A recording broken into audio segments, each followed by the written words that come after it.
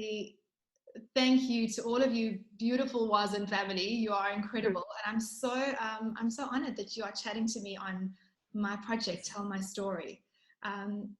It's a new Thank you project. for having us.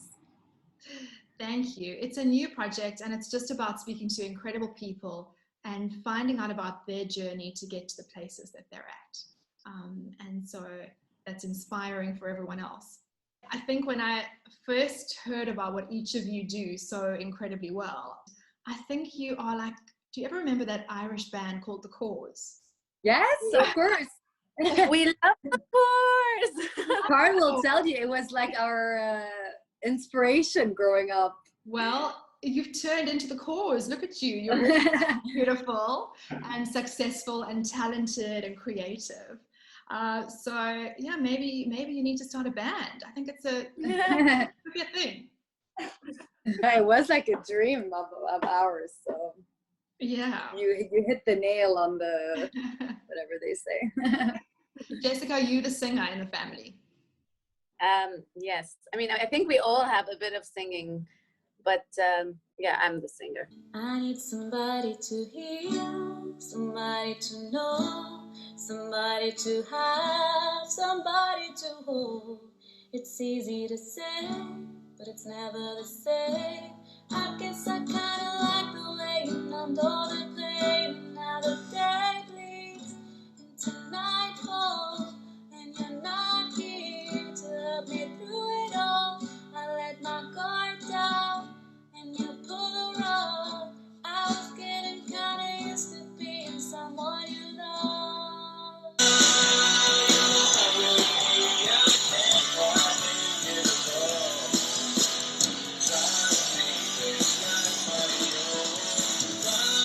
Actually, it's funny because Andrea used to compose. I don't know if you know, like if you've heard, Andrea plays the guitar, and she used to write songs at a very early age. We were, I think, 12. Yeah. I can't 12, 11, 12. So and I was not mature enough, you know, even if we're twins, one of us matured and was like writing her heart out, you know, and literally making songs up. And I had to memorize those songs, and it was always a struggle. But yeah, when you said you have to make a band, like I'm really hoping we will, Andrea, work on that. So even though you all have quite an international background, you were born in different parts of the world, you spent a lot of time growing up in Beirut, which is such an eclectic city, a real mix of the old world and new world together. And I think I see that common thread in each of your ventures, that you've really held on to that beautiful heritage, but given it a modern spin almost. So do you think a lot back to, do you think that's a big inspiration for you? Yeah, definitely. I think growing up in Beirut and having the chance to have been obviously born in London, so we always had a kind of an escape from Beirut at the same time. But yes, being grounded to our roots here, especially by living here at this period of time, I definitely think it is very inspiring to be from a city that has gone through so much, has seen so many cultures as well. So I think we're very blessed in that sense. And definitely is a very big part of our inspiration. I think that wherever we are, if Carla's in South Africa or Karen's in Dubai, I think we hold Beirut very close to our heart. But at the same time, due to everything happening in the country, obviously we had to leave for so many reasons. But yeah, definitely being part of this Beirut lifestyle has been definitely very inspiring. And you mentioned that you're all geographically far apart, but you're still a very close family. What do you think that thread that's kept you all so woven together is? Our mom is very much like, if she calls me, she'll call me and ask me like, how's your sister? Like she's good. Like she, you know, she won't call me to ask about me. She'll call me to ask about me, like just to make sure that I'm very aware of what's happening, you know? So she'll ask me if I just tell her, like, especially now because Jessica's living in Dubai. She only moved here in October. So she asks me like, if I tell her, let's say I went to, what did you do last night? I'm like, I went to Jessica's house. Okay, and what about your kids? Like, are they seeing Jessica's kids? I'm like, yes, mom. Like, we're sisters and we're neighbors. So, but she will make sure that this is very much something that, because you know what, everyone's busy right now, so you can tend to forget. Everyone's into their own lives. we could tend to forget to even check up on others. And my mom is constantly there, making this very much of a priority. And even when we got married, I think it was such an important thing for my mom that our husbands all got along together and that our husbands got along with each other. So I think my mom really embedded this in us, which I think I see us all carrying this with us and wanting to bring this to our children as well. I call that Lebanese guilt, Karen, because my mother does it to me, and she'll phone me and say, "Have you spoken to your brother today?" I'll say, "No, Mom, I'm busy." And she's like, "Well, what happens when I'm gone? What is going to happen?" Yeah, exactly. But you know, I didn't think of mom, like I said, Carl, because of course mom made us like this, but she always had her way of doing it without making it like oh, my brother. Yeah. You know? That's why I thought of Carl. I remember it used to come really from like within us siblings, and it wasn't our mom telling us, "Call, do that." Like it was very much friendly, and like it was our decision. That's why I thought of Carl. But we're genuinely like friends. Of course, like we're brother and sisters, but I would like, even if we weren't brother and sisters, I would want to be friends with my sisters and my brother, because honestly, we're very similar in a lot of ways, you know, like where there's no real clash. Everyone understands the potential of the other. We bring each other up. Like as an older brother, I had a lot of friends that used to fear their older brothers. You know, for me, it was the complete opposite. He was always like a safety, like net for us, and has always been. So I think we've all have a lot of respect for each other and care, and we're friends. We actually genuinely like would have a good time together, you know. I love that. I think that's beautiful. Carl, were you quite spoiled by your three sisters growing up? I think yes, for sure. I did leave relatively at a young age, so I left at the age of 20. But we stayed very close, I think, as they'll tell you. But I think being the only I guess boy amongst sisters is a privilege. I think I definitely felt important, and I felt like I held a special place in their lives. And as they said, I think we've been close. There were many things events in our lives that led us to be close. So I would probably look back at two main events. One of them was all moving from London to Lebanon at a young age. And the second thing, and of course, very, great, great mom, great parenting, and a lot of value and importance placed on us staying close. The second was that our parents got divorced, and that, usually brings people, like the kids close together. And it happened at an age where each of us was processing it differently, but we were all very close during that time. And we have a great relationship with both parents, and everything's been great. It was for the better. But that event certainly brought us closer together, because we kind of had to each deal with it in our own ways, but had to get strength from each other.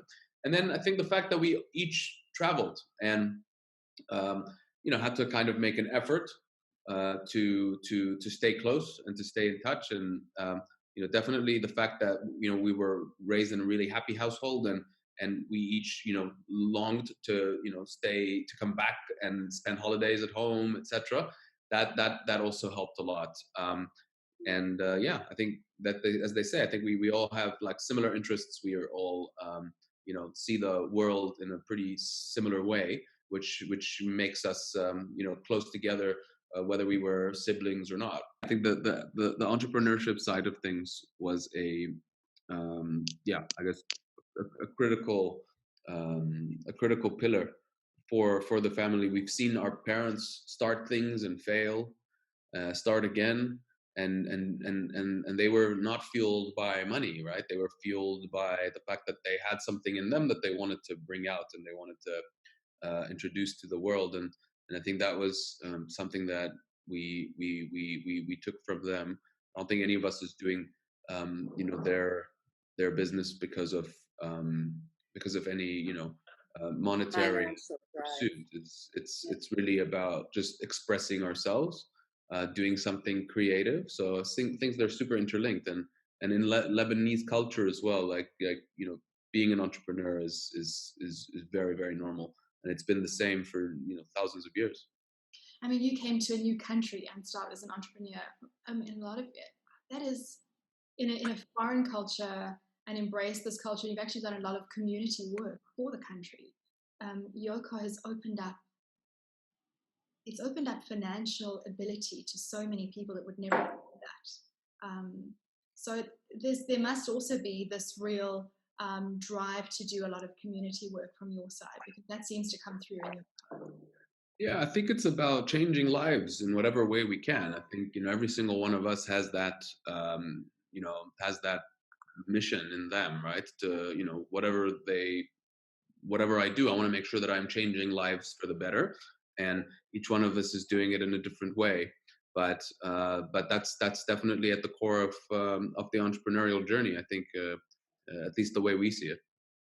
Yeah. Karen, you have amassed an incredible brand for yourself in terms of Instagram, over 4 million followers, incredible sponsorships. Perhaps something that I thought is so relevant to what Carl was just saying, that you see that you are doing such good by inspiring people to enjoy their family life, to have quality time with their children, to foster good relationships with their spouse, with their children. And I think it's such a difficult industry because it can be criticized so easily. And is that something that is important to you? Yeah, for sure. Even though I'll tell you one thing, and when I first started, I didn't have like a strategy. I didn't have a mission. I didn't have. It's something that I feel is constantly growing and changing depending on how I'm feeling. And I can definitely tell you that before I even got married, I had this fear that I will, as soon as I have children, my life will be over. I had this kind of fear, like, this means I'm no longer young. I'm no longer, I won't be able to work. I won't be able to be seen as, and I always wanted to work and be seen as a business woman, as an entrepreneur, especially because our mom was very much a working mom since we were young. So I was very much afraid because I would see around me, I didn't really see a lot of women in business that were also able to have a family. So, and I ended up having 3 children, very close in age, and I was quite young. So I had 3 children by the age of 28, which is definitely not the way I had envisioned things to be for me. So I felt this strong urge to have to prove to myself and to others that it doesn't mean if I have children, then I'm, this woman whose life is over and that is all about, the mommy aspect. No, there's a lot more sides to me that I wanted to express and explore. And I felt that wanting to communicate that side of me and that drive that I had to be seen as a lot more than, just a mother, was inspiring to a lot of women. And I would get messages. The great thing about Instagram is that you can have this constant communication and very open communication, especially like through DMs. People send you very personal things about them. So I would hear how like something that for me was not a purpose for me to put out was actually inspiring women and changing their lives in some way or another. Like some women wanted to have children because of me. Some women wanted to give attention to their husbands because of me. Like, and it wasn't anything that I wanted to intentionally do. It just came out of what I kind of wanted to be, like I wanted to be this woman that can have all these things. And I worked really hard on it and I reflected it through my page. And through this communication with my audience, I felt that this was resonating very well with them. And I felt it was a good image to give out. So I made sure that I constantly kept those messages at the core of what I do every single day. I think there's also, particularly the industry that you're in, it's quite critical of the fact that it doesn't seem like hard work, but it is. Yeah. It takes someone you have to be intelligent, entrepreneurial, and really hardworking to make a success of something like that. So you obviously get a little bit of backlash about that. I love how you handle your critics. I think you have to, because there is no way that I've gotten to terms with it. I'm the kind of person, like my brother, my sisters will tell you, like, I'm a people's pleaser by nature. So I'm the kind of person that feels very uncomfortable if I've made someone feel uncomfortable, or if I know that someone isn't happy with the way I've done something. It makes me uncomfortable, genuinely. I'm not the kind of person to be like, you know what, this is me and this is how I am.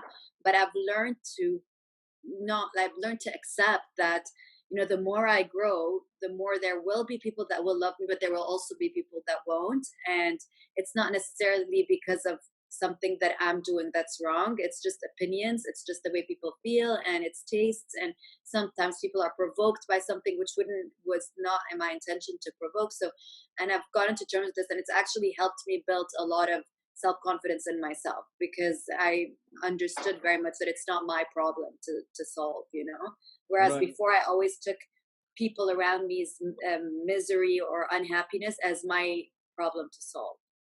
What I like is how Karen always responds to, I guess, hate with kindness and understanding.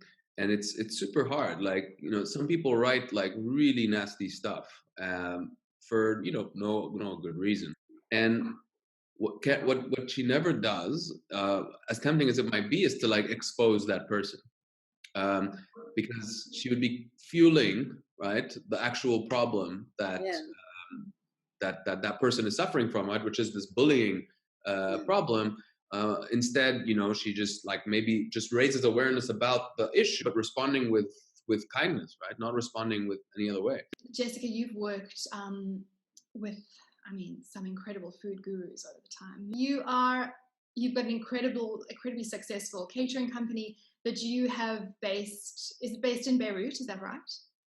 Yeah, so going back to feeling like I got lucky, my mom opened a catering company, and I studied hotel management knowing that I wanted to work with my mom. It's the industry that I always, like growing up, I always liked, you know, serving and hosting, and at home they all know, they used to like tease me about that.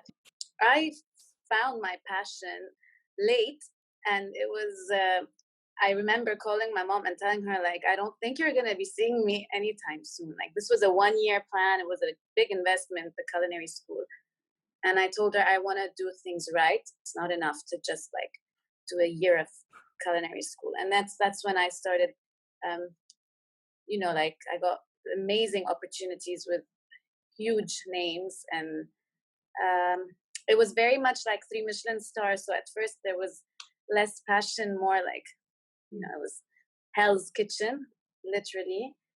And then I found myself, like, that's when I decided to come back. I found my style. I found my, you know, I found my passion again. And it was, so yeah, I came back. I worked with my mom. So it was always nice that I had a family understanding, especially the fact that when I got the kids, it was just crazy work. And I could bring the kids with me to work, or, you know, like I could go out for an hour and come back, you know. And so this is also like going back to what Karen was saying and what you were saying too about the kids and career.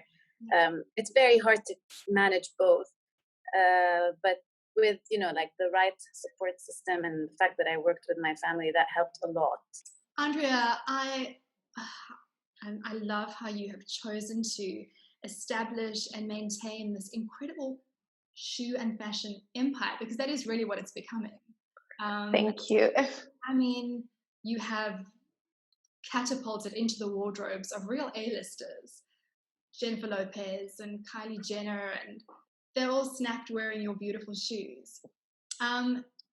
You've maintained this humility still, I think, and a real strong sense of wanting to keep your brand in Beirut, where you could be in the high traffic fashion areas and cities of the world. Why is that? Why has that been important to you? Um, First of all, thank you for the introduction. um, Listen, honestly, this is something that, especially like being settled in Beirut, was something that grew with me with time. At first, I was very much driven into building a brand and taking it to Europe and producing in Italy to have my shoes made at like the best factories. And that's what I did. So I did my homework, I traveled, and I went into every single factory to be able to see if I'm able to produce my shoes there. And what happened was I started noticing that there was a bit of a clash with what I believe in, and especially about having slow fashion and less mass production. And unfortunately, if you want to produce in these high fashion capitals, if you want to work in them, you're going to have to be part of a huge system that I believe today is dead, or is actually dying. I do believe that there is so much space for more artisanal work and less mass and more exclusivity, especially with everything happening in the environment, with everything happening in terms of consuming. And so I'm trying to get into this direction a bit more, and especially after seeing like the amounts of shoes that are being produced or material that's being bought that goes into waste or goes into actually goes into nothing just to maintain a brand name or image, and this is what is against my principles. So I believe that, and what happened was when I started producing in Beirut, I started noticing that there's so much love and attention brought to the production, and there were like these small factories that I got into in the first place that were literally closing down because there was no business, and then I started finding myself attached to these people that were working and believing that as a team we're able to do something good. And it's not about where you produce, it's about your actual product. And I believe the fashion world is turning very much into this direction, which is amazing and which is very important.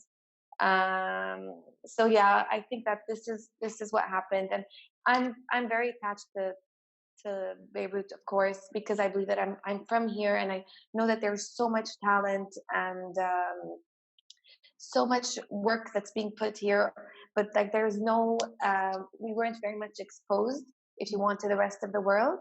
And that's what I'm trying to do with the brand now. So this is why I try to have an international way of marketing my product, all by having a very local production. So I'm trying to balance this out, and yeah, I think it's working, but hopefully we'll stay this way. It definitely is working. Do you think that as a woman, for all three of you, I guess, in the Arab world, is it difficult? Is it getting better, or is it still quite difficult to make your mark? Listen, it is definitely challenging. I think that both my sisters can agree that it's not as if you are a man that's working in the industry. Of course not. You can tell, especially like in my field, because I work with men a lot. So like let's say in the factory, when I first started, I'd want to be like, okay, I'm gonna cut the leather with this snap, and then they'd run like, no, your hands, be careful. So they always think that you're a bit more fragile or delicate when like I when I tell them like I know what I'm doing, like you can trust me, like even though I'm a woman, I know I might be delicate, doesn't mean I'm not strong or independent or able to do this. So yeah, and in these ways I think that you can tell the difference. But what is good is I believe the Middle East is very much changing their perception of women. I think that women are playing such big roles, and I think that it's so nice to be part of this generation that as women are succeeding in the Middle East. Like I think that it is nice to be able to inspire the younger generation that we are able to achieve something, we are able to do something despite being a woman or despite being from the Middle East with all these values and traditions. So yeah, I think definitely in the Arab world it was tough, but now it seems, especially cooking, like everyone relates cooking to their moms, and like a woman who cooks is like, yeah, she's like a perfect housewife. Like they don't see it as, yeah, she should be a chef and she should do this like as a career. And I can tell you from my experience, I was very much put in this category of like, I want you to meet my mom, I want you to cook with my mom. And I'd be like, you really didn't get it, like I was faced with a lot of that. Karen, is Dubai a little bit more progressive in terms of that, allowing equality? Maybe Dubai is, but my audience is not predominantly Dubai. My audience is predominantly the GCC. So I can't communicate in terms of just Dubai. It's more of the expectations of a woman in the GCC, the area. And definitely the woman I represent is not the woman that some people are even comfortable accepting. Like the fact that I travel, for example, and my husband takes care of the kids when I'm traveling is something very bizarre to them. And some people have an issue with that. So they think I'm prioritizing my work over my children, or the fact that I don't cook, for example, and my husband cooks. These are all very strange family dynamics. But I in fact love it. I love that I'm challenging the minds of these people, and I love that my husband is so. Because I would say in my case, it's more the daring side is more on my husband's, because there are expectations from a man as well. And he definitely does not dance with his wife on social media. You know what I mean? So already for my husband to be taking a part in this very actively, to be very proud of the fact that he cooks at home, that he takes care of the children, that he takes them out, sometimes and lets me sleep in. Like, this is something that he's helped a lot with. And I don't consider, I very much consider ourselves a team. And I think in my line of work, for it to be, a successful entity, what it is that I'm doing, and also the fact that I have family, I wouldn't be able to do this by myself. And my husband is very much a part of it. So we're really a team, and it's very fluid in whose roles are given to who, So I consider myself actually very lucky that my husband is in fact very proud to be with a woman who works, and a woman who's very much in the public eye and out there. And he's definitely not as much on the front as I am, and he's completely fine with that. He loves it, in fact. Karen had like an opportunity like to go travel, and she'd be like, I don't want to go, like it's too cold there, I don't want to go. And Luch would be like, stop, you're going, it's a life experience, you should do it. Or like I would have to travel and leave the kids sometimes, and it would break my heart. I'm sure you're telling me you have 3 kids, I'm sure you know that feeling of like, I would feel guilty, I would feel sad, I'm gonna miss them, they're gonna miss me, it's gonna this, that. And he was very much the one telling me, it's fine, I'm here, don't worry. Like, so it takes that, I think. So I always give him a lot of credit. I think I was speaking to a guest who was my cousin, actually, and I said to her, don't you think that self-worth is such a big key factor in success? If you've been raised and brought up to believe that you can do something and that you deserve something, that sits with you in every venture that you do. Yeah. Of course. Big time, yeah. Well, I'm so privileged that you've spoken to me. I've loved meeting you all virtually, and I'd love to meet you all in person one day. And thank you. Same here. Same here. Thanks so much. Thank you. It's actually the first time we also do this that way, so I think it was a great thing for all of us. Yeah. Bye, guys. Bye. Bye. Thank you.